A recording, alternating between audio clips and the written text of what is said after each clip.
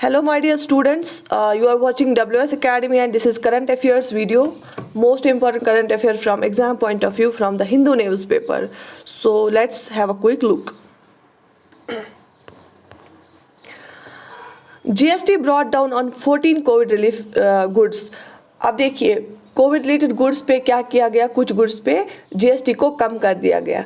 अब ये पहली बात आपको याद रखनी है, ये डिसीजन कौन लेता है? जीएसटी को कम करने या ज़्यादा करने का डिसीजन जीएसटी काउंसिल लेता है, ठीक बात। और जीएसटी काउंसिल में यूनियन फाइनेंस मिनिस्टर भी होता है, ठीक है। दूसरा आपको पता होना चाहिए जीएसटी होता क्या है। जीएसटी होता है गुड्स एंड सर्विस टैक्स। क्या होता है? Goods and service tax. GST का फुल फॉर्म होता है गुड्स एंड सर्विस टैक्स। अब जिनको ये नहीं पता है, दूसरा पॉइंट आपको याद रखना है, जो जीएसटी है वो इनडायरेक्ट टैक्स है। क्या है? Indirect tax. अब इनडायरेक्ट टैक्स क्या होता है? दो तरह के टैक्सेस होते हैं, डायरेक्ट टैक्स होता है, इनडायरेक्ट टैक्स होता है। डायरेक्ट टैक्स हो गया जब टैक्स लगेगा और देना भी पड़ेगा सेम इंसान को, जब इम्पैक्ट एंड इंसिडेंट्स और ऑन सेम पर्सन, उसको हम डायरेक्ट टैक्स बोलते हैं। इनडायरेक्ट टैक्स हो गया जब इम्पैक्ट और incidents is on different person. जैसे लगेगा कोई ट्रेडर है, उसको जब ये टैक्स लगता है तो फिर वो महंगी चीज़ें उसको खरीदनी पड़ती है, लेकिन इसका इम्पैक्ट किस पे पड़ता है? देना किसको है? अल्टीमेटली ये कस्टमर्स को देना पड़ता है, आम लोगों को देना पड़ता है, जो भी चीज़ें खरीदते हैं उनको देना पड़ता है। क्योंकि ये जो जीएसटी होता है, ये इनडायरेक्ट टैक्स ये चीज़ों में इंक्लूडेड होता है। अगर आप जाते हैं शॉप पे, आप कोई चीज़ खरीदने जाते हैं, आप ब्रेड खरीदने जाते हैं, आप कैंडल खरीदने जाते हैं, आप कोल्ड ड्रिंक खरीदने जाते हैं, ठीक है, तो उसमें ये इंक्लूडेड होता है। तो ये इनडायरेक्ट टैक्स फिर अल्टीमेटली कस्टमर्स को देना पड़ता है। इसका इम्पैक्ट जो अल्टीमेटली किस पे आता है? कस्टमर्स पे आता है। तो इसलिए जो जीएसटी होता है गुड्स एंड सर्विस टैक्स, ये एक इनडायरेक्ट टैक्स है, ठीक। दूसरी बात जो आपको याद रखनी है जीएसटी के बारे में, that is a comprehensive tax. Comprehensive tax का मतलब ये है, इससे पहले हमारे अलग अलग कुछ टैक्सेस होते थे, सर्विस टैक्स होता था, वैट होता था, डिफरेंट तरह के टैक्सेस थे। उन सबको गवर्नमेंट ने एक ही टैक्स में शेप में ला दिया और उसका क्या नाम रखा? Goods and service tax, GST. तो ये एक कॉम्प्रिहेंसिव टैक्स है जिसने सबजूम किया बहुत सारे टैक्सेस को जो इससे पहले लेते थे स्टेट लेवल पे या बाकी जो टैक्सेस थे, उन सबको इसने सबजूम किया और किस फॉर्म में आया? जीएसटी के फॉर्म में आया। मल्टी स्टेज, देखिए अगर आप किसी भी प्रोसेस के स्टेज पे आप टैक्स दे रहे हैं और फिर आपको लास्ट में प्रोडक्ट बनने के टाइम और देना पड़ता, तो उसको हम बोलते थे कैस्केडिंग इफेक्ट। क्या बोलते थे? Cascading effect. वही कैस्केडिंग इफेक्ट दूर करने के लिए हमने क्या लाया? जीएसटी लाया। क्योंकि अगर आप एक स्टेज पे टैक्स दे रहे हैं, आपको फिर से नहीं देना पड़ेगा। वो कैस्केडिंग इफेक्ट खत्म करने के लिए ही जीएसटी लाया गया। और इट इज़ डेस्टिनेशन बेस्ड। ये वहाँ पे टैक्स वहाँ पे लगता है जहाँ पे कंज्यूम होती हैं चीज़ें, जहाँ पे कंज्यूमर्स लेते हैं, जहाँ पे डेस्टिनेट ये लास्ट में पहुँच जाती है। प्रोडक्शन पीस नहीं है ये जहाँ पे बनती है, बट जहाँ पे ये कंज्यूम फिर होती है वहीं पे टैक्स लगता है, इसलिए इसको बोलते हैं डेस्टिनेशन बेस्ड टैक्स, ठीक है। Comprehensive because it has subsumed almost all the indirect taxes except a few state taxes, ठीक है। तो इतना समझ आ गया जीएसटी क्या होता है। चले आगे देखते हैं। Operation Olivia to rescue olive ridleys. जो टर्टल है, ऑलिव रेडली टर्टल, ये वाला ऑलिव रेडली टर्टल, ये कहाँ पे पाया जाता है? यूजुअली ये ओडिशा के कोस्ट पे पाया जाता है, ओडिशा के बीचेस पे पाया जाता है। जो टर्टल ऑलिवा रेडी है ये ओडिशा में पाया जाता है। अब देखिए जो कोस्ट गार्ड होते हैं वहाँ पे, वो वहाँ ओडिशा के बीच पे वो मदद करते हैं गवर्नमेंट को ये एनफोर्समेंट ऑफ लॉज में, सो दैट ये जो टर्टल्स होते हैं ये नवंबर दिसंबर में आते हैं नेस्टिंग और मॉस ब्रीडिंग के लिए। जो इनके अंडे होते हैं वहाँ पे, अगर कोई और स्पीशीज़ आएगी या कुछ और ऐसा डेवलपमेंट हो जाएगा कि इनका जो वो नेस्टिंग जहाँ पे करते हैं, या अगर इनकी जहाँ पे अंडे होते हैं अगर वो ख़राब कर दिए किसी ने, या वो किसी ने तोड़ फोड़ कर दिए, तो फिर इनकी इसमें ब्रीडिंग में प्रॉब्लम हो जाएगी, इनकी पॉपुलेशन में प्रॉब्लम हो जाएगी। तो इसलिए हमने जो ऑपरेशन क्या रखा है नाम इसका, ऑपरेशन ओलिवा। ये किसके लिए है? ये टर्टल के लिए, ओलिवा रेडी टर्टल के लिए, ठीक है। उसके बाद हर साल ओलिवा जो इनिशिएट हुआ, ये ऑपरेशन ओलिवा, ये कब हुआ? 1980s में हुआ ये initiate. Environment point of view से बहुत इंपॉर्टेंट है। ऑपरेशन ओलिवा स्टार्ट हुआ 1980s में। किसके लिए? To protect olive ridley turtles, क्योंकि वो क्या आती है? They congregate along the Odisha coast for breeding and nesting from November to December. ये नेस्टिंग करती है, ब्रीडिंग करती है कहाँ पे? नवंबर दिसंबर में ओडिशा कोस्ट पे। तो इसलिए क्या आया? Operation Olivia, in Olivia this olive ridley turtle को बचाने के लिए। IUCN International Union for Conservation of Nature जो है, IUCN एक ऑर्गेनाइजेशन है, वो एक नाम ये देता है, टैग देता है इनको कि किस हद तक ये इनको हार्म हुआ है, किस हद तक इनकी पॉपुलेशन है, ज़्यादा है, नॉर्मल है, कम होने लगी या ख़त्म होने वाले है। तो ऑलरेडी का क्या है, वर्नरेबल, याद रख लीजिए एग्जाम में आता है ये। ऑलरेडी का जो IUCN टाइटल है वो क्या है, वर्नरेबल है। और 5 स्पीशीज़ जो इंडिया में पाई जाती है IUCN की, ये आती है शेड्यूल फर्स्ट ऑफ ये WPA जो है, ये है wild life protection act. Wild life protection act 1972 है, उसके शेड्यूल में फर्स्ट में आती है कौन, all 5 species of olive-readily turtles, ठीक है। और अपेंडिक्स फर्स्ट ऑफ साइट्स मतलब जो ये इलीगल ट्रेड जो बचाता है इनका, ये एक ऑर्गेनाइजेशन है, तो इसके अपेंडिक्स फर्स्ट में आएगा। दैट मीन्स जब ये शेड्यूल 1 और अपेंडिक्स फर्स्ट में आता है, इनका ट्रेड करना बहुत इलीगल है और इनको कोई मार भी नहीं सकता है, ठीक है। तो वाइल्ड लाइफ प्रोटेक्शन एक्ट में इनको के हिसाब से इनको कोई नहीं किल कर सकता, और अपेंडिक्स फर्स्ट के हिसाब से इनका ट्रेड भी करना इलीगल है। तो ये चीज़ें आपके लिए बहुत ज़्यादा जरूरी है from exam point of view, that IUCN का जो ये है ऑलिव-रेडली के लिए वो वर्नरेबल है, और जो 5 स्पीशीज़ है इसकी वो शेड्यूल फर्स्ट में आती है, किसके, wild life protection act of 1972 और अपेंडिक्स फर्स्ट ऑफ साइट्स, ठीक।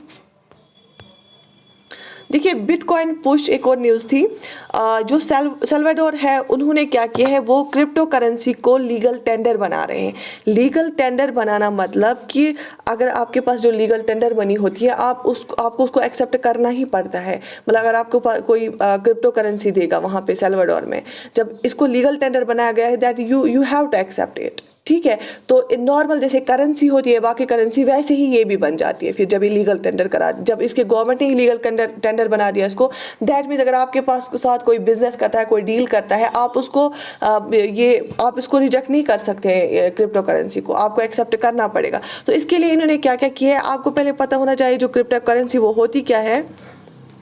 देखिए कुछ पॉइंट्स है क्रिप्टो करेंसी के लिए। जो क्रिप्टो करेंसी होती है वो आप फिजिकल फॉर्म में नहीं होता है, जैसे हमारे पास रुपीज़ होती हैं, हमें नोट्स होते हैं, वो नोट्स नहीं होते हैं, वो ऑनलाइन होता है। That is online, that is decentralised. इसको कोई बैंक मैनेज नहीं करता है, इसको कोई सेंट्रलाइजिंग बॉडी मैनेज नहीं करती है, ये डिसेंट्रलाइज्ड है। कोई जैसे यहाँ पे RBI होता है, कोई और बैंक होता है, वहाँ इसमें कोई बैंक नहीं होता है, ये ऑनलाइन सिस्टम है सारा, ये डिसेंट्रलाइज्ड है। दूसरे कुछ जो इसके बाद आई, बिटकॉइन के बाद आई, वो है इथेरियम है, टेथर है, बिनेंस कॉइन है, ठीक है। ये इसके बाद आई बिटकॉइन के बाद, लेकिन बिटकॉइन ज़्यादा फेमस हो गई। और जो इसमें टेक्नोलॉजी लगती है इसको क्रिएट करने में, क्रिप्टो करेंसी बिटकॉइन को क्रिएट करने में, वो कौन सी है, ब्लॉकचेन टेक्नोलॉजी है। इसमें ब्लॉकचेन में कौन सा क्या यूज़ होता है, डिस्ट्रीब्यूटेड क्रिप्टोग्राफिकली सिक्योर्ड अकाउंट कीपिंग। इसमें कीज़ होती हैं, इसमें इतना सिक्योर्ड होता है कि इसमें बहुत ज़्यादा क्रिप्टोग्राफी यूज़ हुई होती है, तो बिल्कुल सिक्योर है, इसको कोई ऐसे ही यूज़ नहीं कर सकता है, मतलब कोई ऐसे चुरा नहीं सकता। बट ये है कि अनस्टेबल है, तो इसको हम क्रिप्टो करेंसी बोलते हैं, क्योंकि ये नोट्स वोट्स में फॉर्म में नहीं होता है, ऑनलाइन ही सिस्टम होता है, डिसेंट्रलाइज्ड होता है, और ब्लॉकचेन टेक्नोलॉजी इसमें यूज़ होती है, ठीक है। अब देखिए प्रॉब्लम कहाँ पे है। प्रॉब्लम ये है जो क्रिप्टो करेंसीज है ये हाईली वोलेटाइल है। क्या है ये, हाईली वोलेटाइल है। कोई फॉर एग्जांपल अभी जब यहाँ पे अगर कोई क्रिप्टो करेंसी के साथ डील करता है, उसको कोई और अभी तो इतनी आम भी नहीं है ये, या अगर इसका जो रेट है वो कम हो गया या कुछ भी हो गया तो उसका बहुत ज़्यादा नुकसान हो सकता है। और दूसरा एक चीज़ है, क्रिप्टो करेंसी को क्रिएट करने के लिए बहुत ज़्यादा एनर्जी लगती है, तो उससे क्या होता है, कार्बन फुटप्रिंट ज़्यादा होता है, इंक्रीज़ होता है, ठीक है। तो वो भी एक प्रॉब्लम है। और एक और चीज़ जहाँ पे जब इंडिया में ये हो गया था, इसमें कंट्रोवर्सी स्टार्ट हो गई थी, फिर सुप्रीम कोर्ट भी केस गया था क्रिप्टो करेंसी के रिलेटेड। यहाँ पे बोला गया कि बहुत ज़्यादा इलीगल कामों में भी लगाया जा सकता है इसको, लेकिन बहुत सारी कंट्रीज ट्राई कर रही है, जैसे सल्वाडोर ने क्या किया है, इसको लीगल टेंडर बनाया है। और आपको पता ही होना चाहिए कि जो सल्वाडोर है वहाँ पे 2001 से उन्होंने क्या रखा है, डॉलर अपनी करेंसी रखी है, क्योंकि तभी कोई कंट्री अचानक से डॉलर रखती है जब उनकी जो इकॉनमी है वो कभी रून हो जाए, कभी वो बिल्कुल डिप्रेशन चली जाए, और या उनकी करेंसी जो है बिल्कुल वैल्यू उसका ख़त्म हो जाए। बहुत सारी रीजंस की वजह से ही फिर कुछ कंट्रीज है जब उनका इकोनॉमिक वो लैश आउट हो जाता है, फिर वो क्या करते हैं, उन्होंने फिर डॉलर रखा है। तो लेकिन अब इन्होंने क्रिप्टो करेंसी को बिटकॉइन को लीगल टेंडर बना दिया है। लेकिन जो वहाँ के जो हेड ऑफ द स्टेट है जिस सल्वाडोर के, उन्होंने क्या बोला, उन्होंने बोला कि ऐसी घबराने की कोई बात नहीं। अगर कोई किसी को बिटकॉइन देता है, ठीक है, और उसको वो चाहता है कि वो जल्दी से इसको कन्वर्ट करें तो बिल्कुल गवर्नमेंट इसको कन्वर्ट करके देगी और उसके बदले पैसे देगी। और दूसरी बात उन्होंने ये भी कहा कि हाँ, जो इसमें एनर्जी क्रिएट करने में ज़्यादा एनर्जी लगती है उसके लिए हमने कंपनी से बात की है, जियोथर्मल इलेक्ट्रिक कंपनी या जो भी वॉल्केनो से हमारी कुछ एनर्जी आती है, रिन्यूएबल एनर्जीज हम ट्राई करेंगे रिन्यूएबल एनर्जीज यूज़ करके इन बिटकॉइंस को क्रिएट करें।